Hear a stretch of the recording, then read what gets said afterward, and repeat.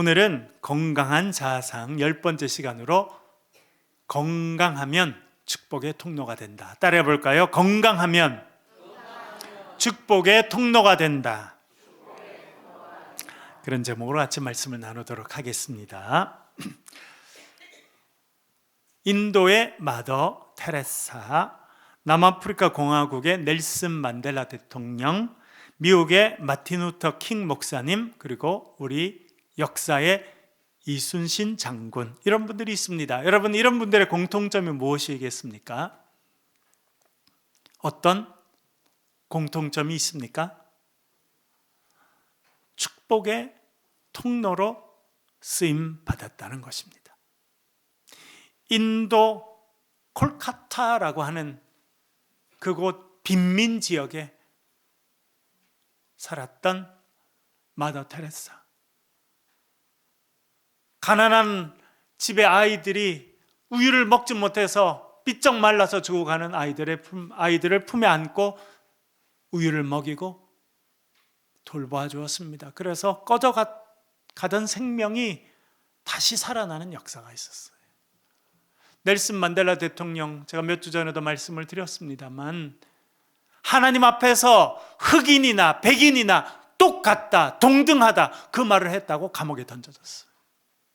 27년 동안 감옥에 있었습니다. 여러분, 지금도요, 세상에 공정하지 않습니다. 힘 있는 사람이 마음대로 합니다. 여러분, 지금 전 세계 뉴스를 통해서 보고 있죠. 힘 있는 사람이 마음대로 해요. 그 사람 말 안 들으면 쫓아내고 감옥에 던져버려요. 젊은 변호사였던 넬슨 만델라, 성경에 쓰이는 대로 백인이나 흑인이나 모든 사람들 하나님 앞에 죄인이고 모든 사람 동등하다, 그렇게 말했다고 감옥에 던져서 27년을 살았습니다. 나와서 대통령이 됐습니다. 복수하지 않았습니다. 나를 감옥에 집어넣고 힘들게 만든 이 백인들, 내가 권력을 잡았으니 내 마음대로 한번 해봐야겠다, 그런 마음이 없어. 백인들과 손을 잡고 새로운 나라를 이루어가자 노력했습니다.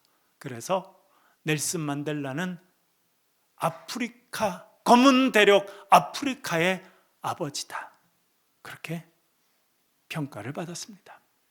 1960년 미국 공립학교, 백인 아이들과 흑인 아이들은 같은 교실에 들어가지 않았습니다. 백인이 먹는 물과 흑인이 먹는 물이 딱 나눠져 있었습니다. 백인이 들어올 수 있는 출입구, 흑인이 들어올 수 있는 출입구 다 나눠져 있었습니다. 그게 정당한 일이고 바른 일이라고 생각하고 살았습니다. 그때 마틴 루터 킹 목사님, 나에게는 꿈이 있습니다. 언젠가 백인의 자녀들과 흑인의 자녀들이 같이 둘러앉아서 밥 먹는 그런 세상이 올 거라는 꿈이 있습니다라고 외쳤습니다. 그리고 그렇게 살았습니다. 그러나 백인 우월주의자에 의해서 살해당했습니다. 목사님은 그렇게 가셨지만 미국이라는 사회는 완전히 바뀌게 되었습니다. 차별받던 사람들, 그 사람들이 자유를 누리게 되었고, 미국은 강력한 나라로 성장하는 중요한 계기를 맞이하게 되었습니다. 1592년 일본 수군이 우리나라를 공격합니다. 동네 성이 한 번에 함락되고 위기를 겪습니다. 우리나라 왕이었던 선조, 백성을 버리고 도망쳤습니다. 조선 제일 끝에까지 도망가서 여차하면 중국 땅으로 도망가야겠다 생각하고 조선 땅 제일 끝에까지 도망갔습니다. 백성들은 버림받았습니다. 그럴 때 백성들과 함께 있었던 지도자가 이순신 장군입니다. 12척의 배를 이끌고 330척의 일본 수군과 맞서서 최선을 다해 싸웠습니다. 그 덕분에 조선의 백성들은 목숨을 건질 수 있었습니다. 여러분, 이들은 축복의 통로로 쓰임 받은 것입니다. 그들로 인해 누군가는 위로를 받았습니다. 그들로 인해서 누군가는 꺼져가던 생명이 다시 살아나는 일이 있었습니다. 그리고 한 나라의 역사가 긍정적으로 바뀌는 일이 있었습니다. 축복의 통로로 쓰임받은 사람들입니다.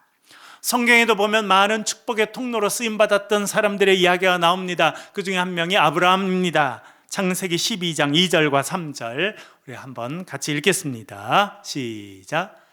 내가 너로 큰 민족을 이루고 내게 복을 주어 내 이름을 창대하게 하리니 너는 복이 될지라. 너를 축복하는 자에게는 내가 복을 내리고 너를 저주하는 자에게는 내가 저주하리니 땅의 모든 족속이 너로 말미암아 복을 얻을 것이라 하신지라. 할렐루야. 얼마나 대단합니까? 땅의 모든 족속이 너로 인해서 너로 말미암아 복을 받게 될 것이다. 하나님께서 하늘에 복을 내려주시는데 하나님의 역사는 선택하신 축복의 통로를 통해 그 복을 허락해 주신다는 거예요. 그래서 쓰임받은 사람이 아브라함입니다. 또 여러분 모세 보세요. 얼마나 힘들었습니까? 그러나 모세로 인해 죽어가던 애굽에서 종살이하던 그들이 자유를 얻게 되고 생명을 얻게 되고 결국은 젖과 꿀이 흐르는 땅까지 가게 되었습니다. 축복의 통로로 쓰임받은 것입니다. 그런데 참 놀라운 것은 우리가 이 사순절 기간에 묵상하고 있는 마태복음에 이런 말씀이 나옵니다. 5장 13절 14절 같이 읽어보겠습니다. 시작. 너희는 세상의 소금이니 소금이 만일 그 맛을 잃으면 무엇으로 짜게 하리요? 후에는 아무 쓸데없어 다만 밖에 버려져 사람에게 밟힐 뿐이니라. 너희는 세상의 빛이라. 산 위에 있는 동네가 숨기지 못할 것이요. 아멘. 성경 우리들을 향해 뭐라 말합니까? 너희는 세상의 소금이다. 소금은 어떤 일을 합니까? 맛을 내는 거예요. 여러분 고기를 그냥 구워도 맛있지만 소금을 탁탁탁 쳐서 먹으면 더 맛있죠. 맛을 내는. 그리고 소금이 있으면 부패하지 않습니다. 썩지 않습니다. 세상이 다 썩어도 소금이 있으면 썩지 않게 만든다는 거예요. 여러분 이 말씀을 지금 예수님께서 누굴 향해서 하고 있습니까? 저와 여러분을 향해 하고 있는 거예요.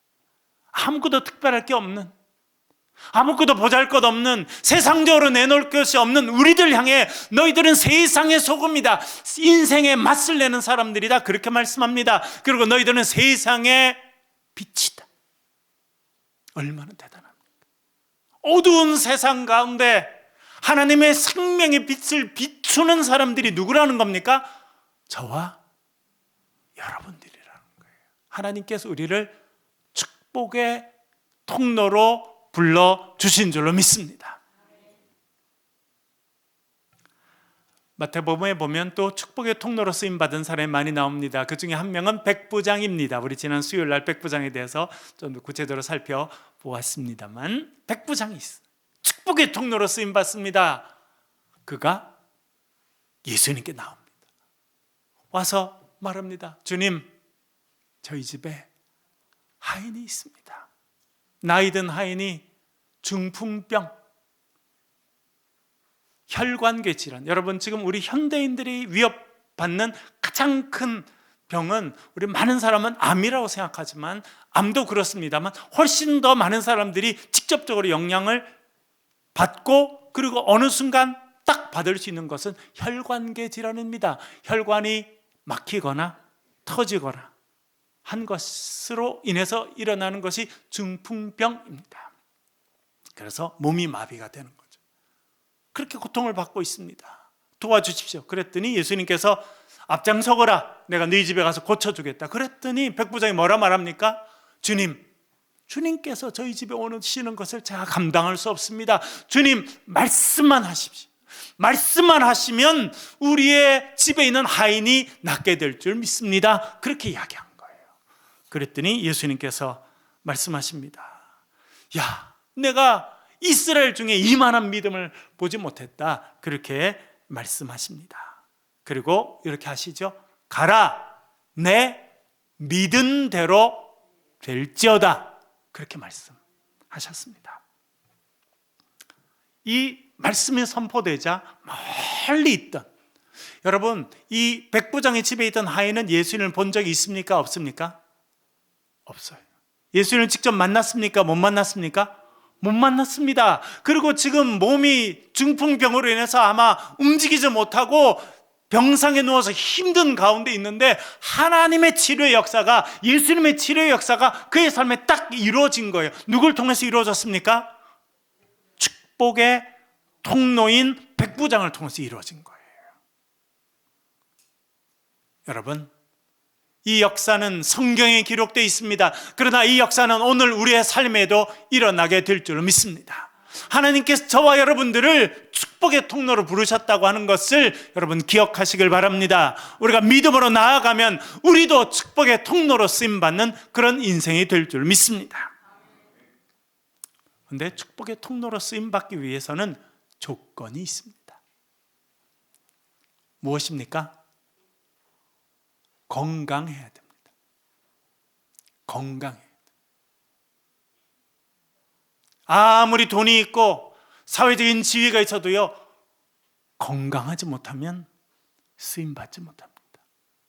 그리고 여러분, 역사에서 건강하지 못하고 정신적으로 영적으로 건강하지 못한 사람이 힘과 권력을 가지면 어떻게 됩니까? 처참한 일이 일어납니다. 혼란이 찾아오고 가난한 백성들이 피눈물을 흘리게 돼 있고 역사가 무너지고 나라가 망하고 그런 일이 생기는 거예요. 건강하지 못한 사람들은요, 절대 축복의 통로로 쓰임받지 못합니다. 건강해야 축복의 통로로 하나님께 쓰시는 거예요. 여러분, 사울 왕 보십시오. 왕이었어요. 얼마나 힘이 있었습니까? 이스라엘 첫 번째 왕이었습니다. 그러나 영적으로 건강하지 못해요. 그에게 주어진 힘과 그 권력을 뭘 위해서 씁니까? 자기의 사위인 다윗 잡아 죽이는데 다 사용. 힘 있다고 축복의 통로 되는 게 아니에요. 많이 배웠다고 축복의 통로 되는 게 아닙니다.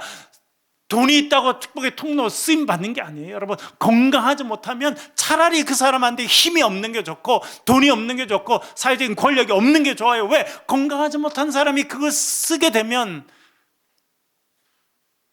축복의 통로가 아니라 마귀의 통로, 마귀의 죽음의 통로가 되는 거예요. 이 사울 왕에게 쫓겼던 사람이 있습니다. 그 사람이 누굽니까? 다윗이. 다윗은 도망자였습니다. 산으로 들러 도망갔습니다. 바위 틈에 몸을 숨기고 밤 이슬을 맞으면서 떨면 살아갔던 인간, 그런 삶을 살아갔던 그런 시간이었지만 하나님께서 그를 축복의 통로로 사용하십니다. 여러분, 축복의 통로로 사용한 사람은 건강한 사람입니다. 어떻게 해야 건강합니까? 여러분, 영적으로 건강해야 쓰임받게 되는데 영적으로 건강한 길이 있어요. 그거 무엇입니까? 하나님을 사랑하는 거예요. 시편 18편 1절 다윗이 이렇게 고백합니다. 같이 읽어보겠습니다. 시작. 할렐루야. 주님 나의 힘이십니다. 나에게 능력을 주시는 분이십니다. 그 하나님을 내가 사랑하며 살아갑니다. 여러분, 하나님을 사랑해야 영적으로 건강한 인생이 된다는 것을 기억하실 수 있기를 간절히 바랍니다. 오늘 본문에도 보면 영적으로 건강한 여인이 나옵니다. 22절 말씀 같이 읽겠습니다. 시작. 가난한 여자 하나가 그 지경에서 나와서 소리 질러 이르되 주 다윗의 자손이여 나를 불쌍히 여기소서 내 딸이 흉악하게 귀신 들렸나이다 하되 아멘. 이 여인은 영적으로 건강한 여인입니다. 어떻게 알 수 있습니까? 뭘 보고 알 수 있습니까? 어떻게 이 여인이 영적으로 건강한 사람이라는 걸 알 수 있습니까? 예수님 앞에 나왔다는 거예요. 예수님의 은혜를 사모한다는 것입니다. 여러분, 영적으로 건강하려면 주님 앞에 나와야 돼요. 오늘 주일입니다. 여러분 주님 앞에 나와서 예배드리고 온라인으로 예배드리고 주님을 사랑하기 때문에 그런 거예요. 하나님을 경외하기 때문에 그렇습니다. 그것이 건강의 기본이에요. 영적으로 건강하려면 주일날 주님 앞에 나와서 예배하는 그 기본을 잘 지켜야 돼요. 얼마 전에 TV 보니까 평생을 무병장수를 연구한 의사가 나온 거예요. 아주 유명한 사람이더라고요. 어떻게 천천히 노화될 수 있느냐, 그리고 어떻게 건강을 지키다가 행복하게 살 수 있느냐, 이걸 뭐 평생 연구했대요. 그래서 뭐 나와가지고 엄청, 그래서 사람들이 다 요즘엔 건강에 관심 많으니까 물어보잖아요. 어떻게 해야 무병장수할 수 있습니까? 그분이 그래요. 비밀을 알려주겠다는 거예요. 비밀. 여러분 알고 싶으세요? 관심 없어요? 알고 싶으세요? 제가 대신 알려드릴게요. 첫째, 잠을 잘 자야 된답니다. 둘째, 건강한 음식을 적당히 먹어야 됩니다. 셋째, 운동해야 된답니다. 넷째, 스트레스 덜 받아야 된답니다. 끝.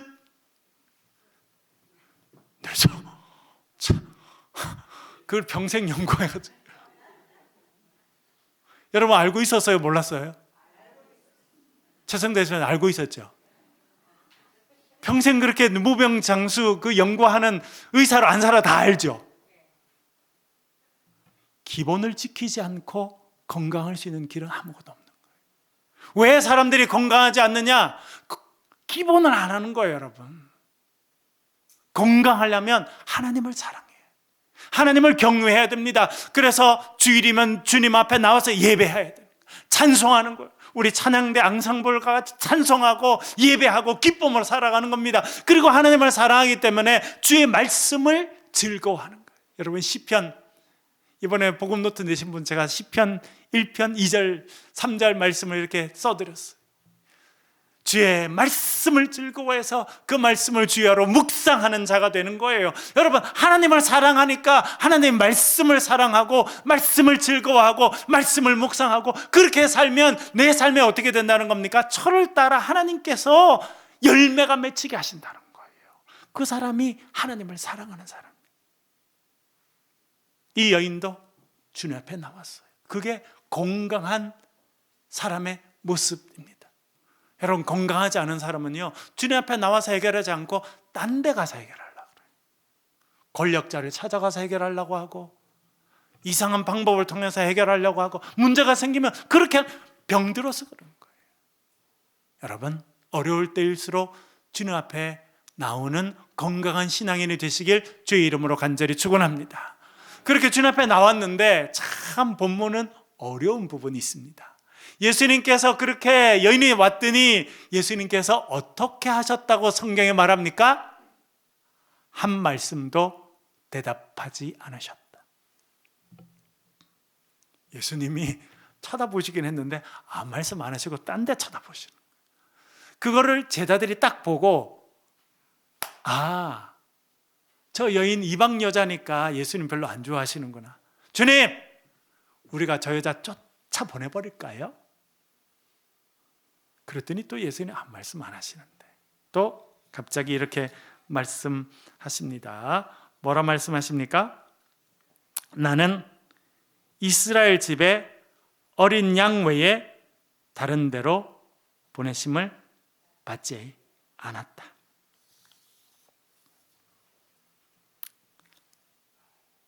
이 이야기를 여성도 듣고 제자도 들었습니다.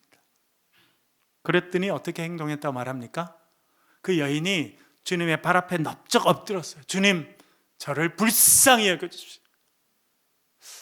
이렇게 하기도 쉽지 않았을 것 같은데 그때 예수님께서 이렇게 말씀하십니다. 26절 같이 읽어보겠습니다. 같이 읽겠습니다. 시작. 대답하여 이르시되 자녀의 떡을 취하여 개들에게 던짐이 마땅하지 아니하니라. 아멘 하기가 참 그렇죠? 그 이방 여인이 달려와서 예수님한테 자기 딸이 지금 귀신 들렸다고 자기의 자존심을 다 내려놓고 부탁했는데 예수님 대답도 안 하시다가 이제는 자녀의 떡을 취해서 개들의, 여러분 그 당시 유대인들은요 이방인들을 개처럼 취급했어요. 그리고 개라고 이야기했어요. 함부로 했다는 거예요. 그런데 그 단어가 지금 예수님 입에서 나온 겁니다. 여러분 어떻게 하시겠어요? 이렇다면 전 아마 탁탁 털고 일어났을 것 같아요. 그만합시다 이제.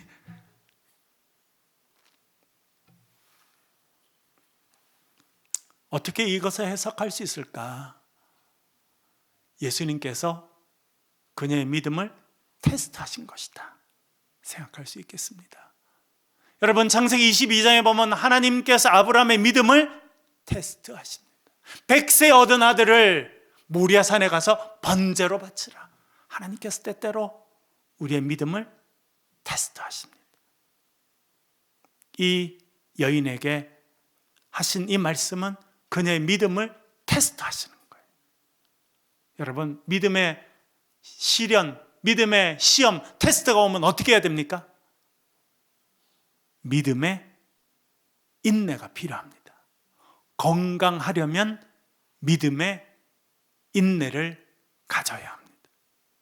따라해 볼까요? 건강하려면, 영적으로 건강하려면 믿음의 인내가 있어야 한다. 2015년 5월 둘째 주였습니다. 미국 뉴저지에 있는 찬양교회라 하는 교회에 슬픈 소식이 들립니다.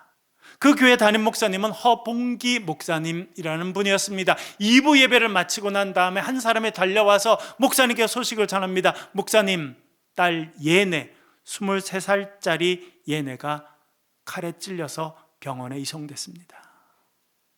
친구 집에 갔다 오는 길에 길거리에서 처음 만난 16살짜리 아이가 칼을 휘둘러서 칼에 맞고 병원에 이송됐습니다. 그리고 죽음을 맞이합니다. 그 소식을 들었어요. 주일날 그 소식을 들은 겁니다. 딸의 장례를 치르고 한 주간이 지난 그 다음 주에 목사님은 교회 홈페이지에다 글을 올렸습니다. 나는 지난 주일에 딸을 잃었다. 죽은 자식을 가슴에 묻는다는 말은 그럴듯한 수사가 아니다. 정말 가슴 한켠에 묵직한 것이 들어앉아 있다. 하루 종일 딸 예네 생각, 혼자 있으나 함께 있으나 시도 때도 없이 눈물이 난다. 무슨 이야기를 하다가도 눈물이 흐르고 식탁에서 기도를 하다가도 울고 이래저래 울컥이다. 신학자 한스 큉의 말대로 그리스도인은 고난을 피해가는 길은 알지 못하지만 고난을 헤쳐나가는 길은 알고 있으니 그만하면 다행이지 않은가. 나는 이제 아들을 잃으신 적이 있는 같은 처지에 하나님을 믿는다.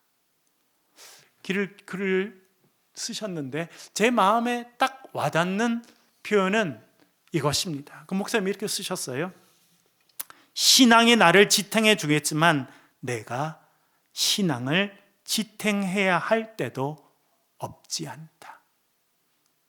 신앙이 나를 지탱해 주겠지만 내가 신앙을 지탱해야 할 때도 없지 않다. 테스트의 시간, 시련의 시간은요, 내가 신앙을 의지적으로 지켜야 될 때라는 거예요. 많은 사람들이 여기서 무너집니다.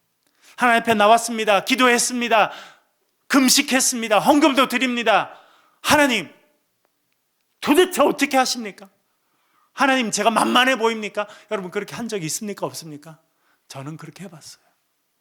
교육 전도사 처음 나갔을 때 너무 마음이 실망이 되고 너무 낙심이 되고 교인들 꼴 보기 싫어가지고 제가 그랬어요. 하나님, 도대체 왜 저한테 이러세요? 그랬다니까요. 제가 목사님의 말씀이 참 마음에 와닿습니다. 때로는 내가 신앙을 지탱해 가야 된다는 거예요. 여러분, 이 가나안 여인 그런 시간을 맞이했습니다. 그리고 이렇게 말합니다. 27절 같이 읽어보겠습니다. 같이 읽겠습니다. 시작. 여자가 이르되 주여 올소이다마는 개들도 제 주인의 상에서 떨어지는 부스러기를 먹나이다 하니 아멘. 이 여인이 자신의 믿음을, 자신의 신앙을 의지적으로 지킨 거예요. 주님, 그렇습니다. 저는 유대인들이 생각하는 개와 같은 이방인입니다. 그러나 제가 주의 은혜를 사모합니다. 집에 있는 개들도 주인의 상에서 떨어지는 부스러기라도 먹지 않습니까? 저도 부스러기라도 먹고 싶습니다. 의지적으로 믿음의 인내로 테스트의 시간을 지나가는 거예요. 여러분, 이런 용기와 지혜가 저와 여러분에게 있으시길 주의 이름으로 간절히 축원합니다. 네, 주님 말씀하십니다. 28절 같이 읽겠습니다. 28절 시작. 이에 예수께서 대답하여 이르시되 여자여 내 믿음이 크도다 내 소원대로 되리라 하시니 그때로부터 그의 딸이 나으니라. 아멘. 주님 말씀하십니다. 여자여 내 믿음이 크도다. 내 신앙의 인내가 크도다. 내가 나를 바라보는 그 믿음이 크다. 여러분, 믿음은요 입술에 달려있는 게 아니에요. 편안할 때 믿음 지키기 쉽죠. 그러나 많은 사람들이 고난이 찾아오고 어려움이 찾아오고 위기 찾아오면 딱 거기서 그만둔 사람이 많아. 건강한 사람에게도 질병이 찾아오듯이 건강한 믿음의 사람에게도 위기의 시간이 찾아옵니다. 그럴 때 어떻게 해야 됩니까? 여러분, 믿음의 인내로 그 시간을 지나가야 돼. 나는 다 이해하지 못하도 하나님 놀라운 뜻 가운데 나를 인도하시고 내가 알지 못하는 놀라운 일들을 내 삶에 이루어질 줄 믿습니다라고 하는 그 믿음을 가지고 인내하며 그 테스트의 시간을 지나갈 때 우리가 축복의 통로로 쓰임받게 될 줄로 믿습니다. 그래서 예수님께서 따라 내 믿음이 크도다 내 소원대로 되리라 말씀하시니까 그 순간 저 멀리 있던 딸을 붙잡고 있던 귀신이 떠나고 딸이 치료되었다는 거예요. 축복의 통로로 쓰임받았다는 것입니다. 여러분, 건강하면 축복의 통로로 쓰임받습니다. 하나님을 사랑하시고 또한 어려움이 올 때도 믿음의 인내로 그 테스트를 통과하심으로 축복의 통로로 쓰임받는 저와 여러분 되시길 주의 이름으로 간절히 축원합니다.